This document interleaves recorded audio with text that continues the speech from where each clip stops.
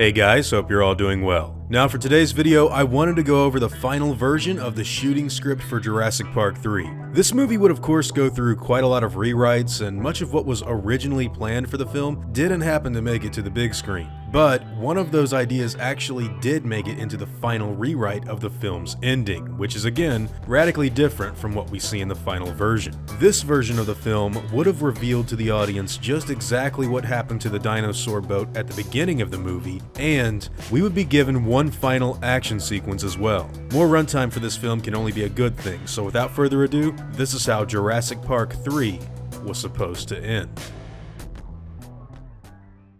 Alan Grant and Eric Kirby walk away from the boys' parents. They've managed to make it to the coast and are now waiting to see if Ellie sent anyone to their rescue. As they're walking, Grant notices something rammed up against the rocks ahead. It's a speedboat, its hull ripped open from impact. It's the same dinosaur boat that was pulling the parasail. Eric hasn't seen it yet, so Grant stops him. He asks the boy if he knows what happened to the boat that brought him here, but Eric says no, and that he couldn't see what exactly happened. "Do me a favor," Grant says. "Go back to your parents for a minute, would you?" Eric nods and heads back to Amanda and Paul while Grant pushes on. He doesn't know what he'll find, but he needs to look. And then, just before Eric reaches his parents, he turns around to see two large lights. "Mom! Dad!" he screams. They look up to see the lights forming visible shapes in the sky.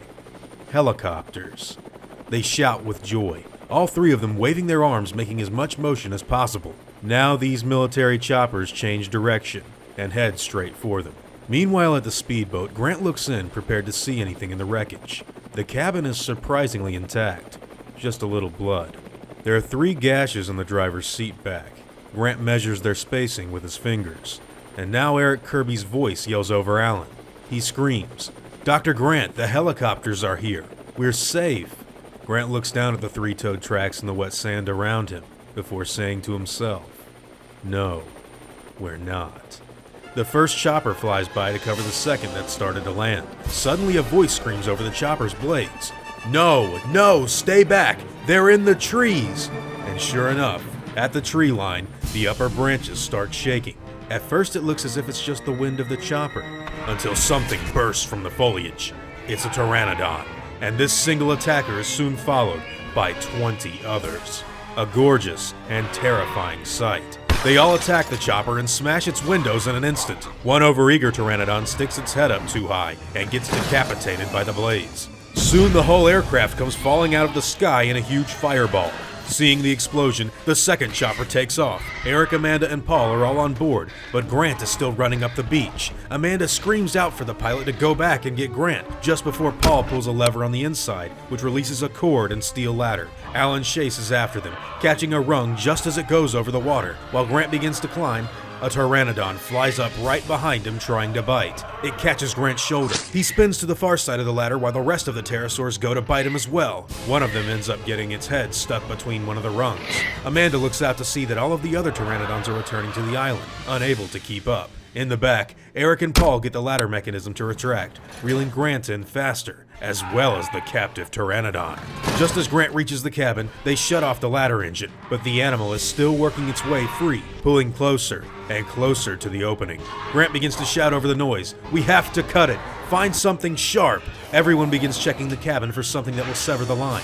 Eric hands Dr. Grant the raptor claw he found. Grant begins to use it, but the pteranodon is still getting closer. Paul throws a wrench at the pterosaur and hits it straight in the face, slowing it down just a little. Now Grant has finished cutting one cord. He begins to go for the second just before the pteranodon begins to snap at him. Its beak is going for his hand. There's no way he can get to the second line without taking a bite.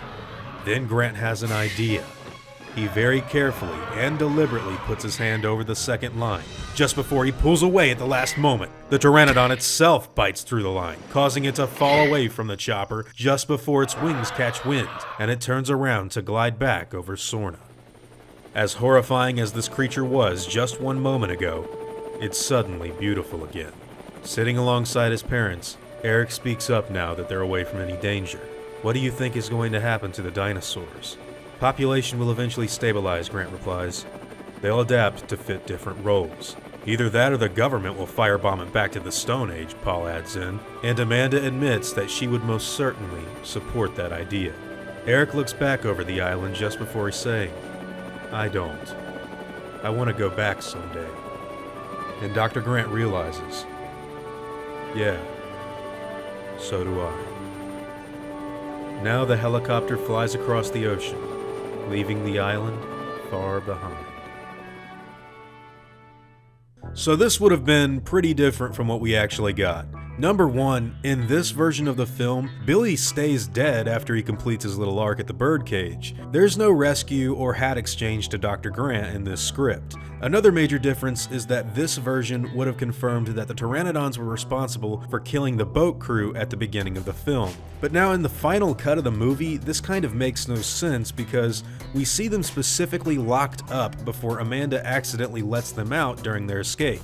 Now, I know there are other Pteranodons on Site B that could have done that damage, but I just don't think that the other species was responsible for what we see happen on film. It kind of looks like we're supposed to believe the Spinosaurus killed everyone in the dinosaur ship because of the way the camera looms on its fin coming out of the water later on, but again, this theory has its detractors as well.